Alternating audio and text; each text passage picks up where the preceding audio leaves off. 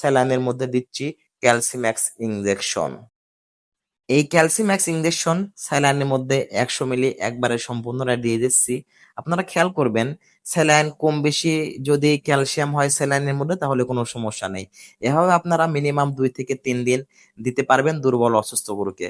অনেকেই আছেন দুর্বল অসুস্থ গরু চিকিৎসা চলাকালীন সময় আপনারা যখনই দেখেন গরুর পরিবর্তন নেই আপনারা বিক্রি করে দেন। আপনাদেরকে বলব আপনারা কখনো এই ভুলগুলা করবেন না। মনে রাখবেন যেকোনো গরু যখন দুর্বল হয়ে পড়ে, অসুস্থ হয়ে পড়ে তার শরীরটা এমনিতেই দুর্বল। এজন্য তাকে মিনিমাম চিকিৎসা চলাকালীন সময় ৪-৫ টা দিন সময় দিতে হবে।